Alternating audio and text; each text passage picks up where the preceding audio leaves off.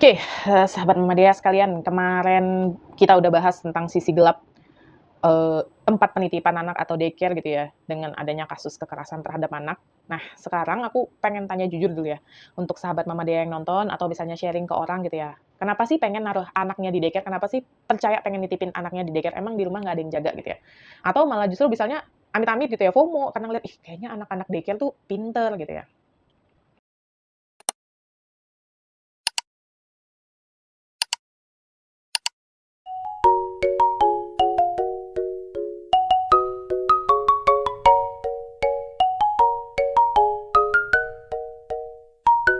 Oke.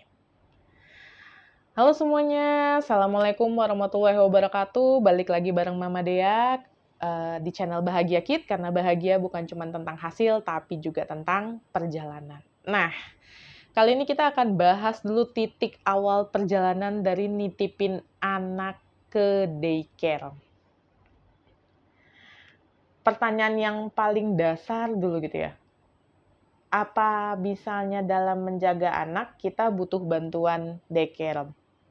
Jadi sebelum riweuh gitu ya, riweuh survei, riweuh cari info, bahkan riweuh bayar DP atau bahkan dan segala macam, coba kita balik dulu tanya ke diri sendiri sambil, nyimak apa coba yang apa aku coba paparkan gitu ya, terkait perspektifku tentang daycare yang sebenarnya bisa jadi penyelamat gitu ya, tapi juga ya yang namanya hidup itu ada yin and yang, ada putih, ada gelapnya gitu ya. Jadi jangan sampai kita, salah langkah gitu ya. Nah, pertama gitu ya, buat sahabat Mama Dea kalau yang masih bingung karena banyak banget istilahnya tempat penitipan anak lah, daycare lah, child care lah, taman anak sejahtera lah gitu ya. Bahkan daycare-nya Dea itu juga dalam bentuknya sekolah PAUD gitu ya. Jadi sebenarnya gitu ya, secara umum daycare atau childcare itu dia jasa pengasuhan anak gitu ya, yang ngegantiin peran orang tua sementara. Jadi cuman kayak setengah hari gitu ya, bukan setengah hari, tapi bukan full yang sampai malam gitu ya. Nah, istilahnya itu beragam di Indonesia. Yang paling umum tuh tempat penitipan anak. Jadi biasanya itu kalau tempat penitipan anak itu di bawah pengawasannya Dinsos atau Dinas Pendidikan.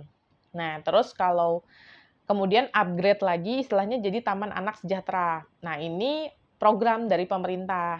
Jadi tujuannya buat kesejahteraan anak khususnya gitu ya, terutama yang bekerja di lingkungan pemerintahan tersebut gitu.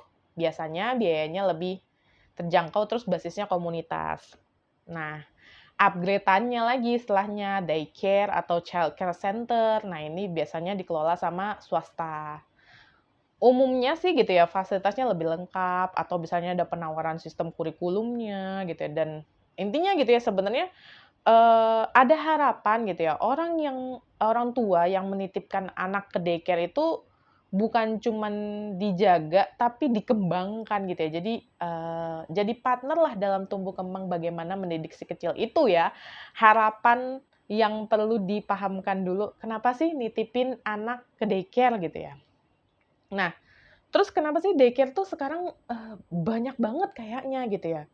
Emang iya gitu ya, jadi jumlah daycare itu, meningkat, sebarannya tuh luas banget. Jadi pertama gitu, pengaruhnya itu adalah dari partisipasi angkatan kerja, eee, untuk angka perempuan gitu ya. Ini data BPS tahun 2023 kurang lebih gitu ya. Jadi dia tuh naik sampai di sekitar 50-an%. Jadi artinya kan lebih dari separuh gitu ya perempuan usia produktif di Indonesia itu bekerja. Nah, kalau perempuan bekerja, otomatis yang jaga anak siapa nih gitu ya. Nah, terus bahkan kalau dari laporan, Bank Dunia itu World Bank, jadi aku cari data juga. Dalam studi Women Economics Empowerment itu yang salah satu jadi hambatan ini udah tenaga perempuan yang bekerja nih banyak ya, hambatannya nih apa sih gitu ya, yaitu masalah si pengasuhan anak ini gitu ya. Dan gitu ya, sistem keluarga kita tuh udah mulai bergeser. Jadi kalau dulu kan extended family, istilahnya kayak tinggal bareng ada kakek neneknya, deketan. Nah, sekarang tuh jadi yang namanya nuclear family. Jadi cuman ya kayak aku gitu, cuman aku, suamiku, dan Dea gitu ya. Otomatis kan kita butuh tangan kanan pengganti nih gitu ya. Nah, itulah kenapa akhirnya gitu ya, aku sebutnya bisnis ya jadinya. Bisnis atau jasa penitipan anak atau daycare di Indonesia itu prediksinya bahkan terus tumbuh di atas 10% per tahun. Karena yaitu orang tua, terutama perempuan, butuh solusi pengasuhan yang terstruktur dan profesional supaya tetap bisa berkarya di kantor tanpa harus ngorbanin stimulasinya kecil. Nah, ini ya. Tren ini nih, kebutuhan nyata ini gitu ya. Yang gitu ya. Akhirnya sebenarnya kita perlu lebih jeli lagi. Oke, daycare-nya banyak, tapi kita butuh daycare yang kayak apa nih yang bisa kita tenang deh, kita kerja, anak kita di daycare gitu. Emang sebenarnya bedanya di daycare tuh ngapain sih gitu ya?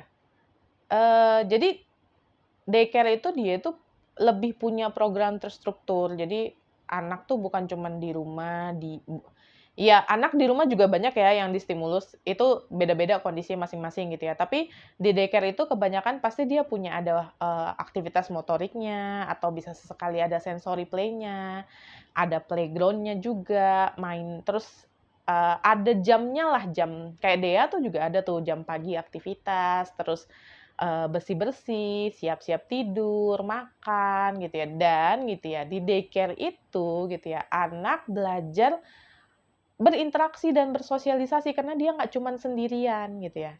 Tapi gitu ya, anak di bawah 2 tahun tuh kan belum paham ya istilahnya, belum butuh untuk konsep itu. Nah, makanya coba direnungkan kembali. Nah, daycare itu juga sekarang varian banget programnya. Mulai dari yang insidental nih, kalau kita misalnya butuh cuman sekali gitu ya. Insidental tuh bisa harian, yang harian tuh bisa full day dari pagi sampai sore atau bisa half day cuman setengah hari. Terus ada yang mingguan, terus ada yang bulanan. Bahkan beberapa daycare kadang nawarin program kayak misalnya bundling hemat atau misalnya sibling yang ada kakak sama adiknya. Nah, untuk biaya nih aku ambil kisaran umum ya pas survei Dea juga gitu ya, di Jakarta berarti ya.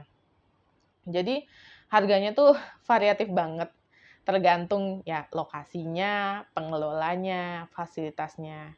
Kalau misalnya untuk daycare instansi pemerintah itu menurutku yang paling terjangkau, jadi kayak sekitar 500 sampai 2 juta per bulan. Bahkan ada yang gratis gitu.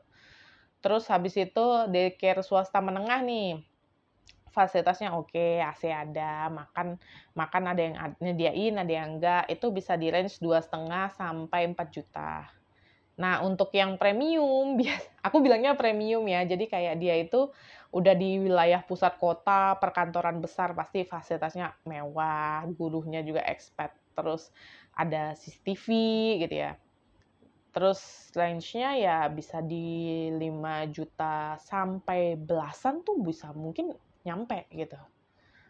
Nah, tips dari aku, sesuaikanlah gaji yang bisa dianggap cukup gitu ya dan bisa prediksi nih. Jadi aku bercandanya sama Papa Dea tuh aku bilang gini, "Ya udahlah biaya daycare tuh kayak kita lagi simulasi bayar uang sekolah anak tiap bulan kan bakal bayar SPP, cuman lebih awal aja usianya."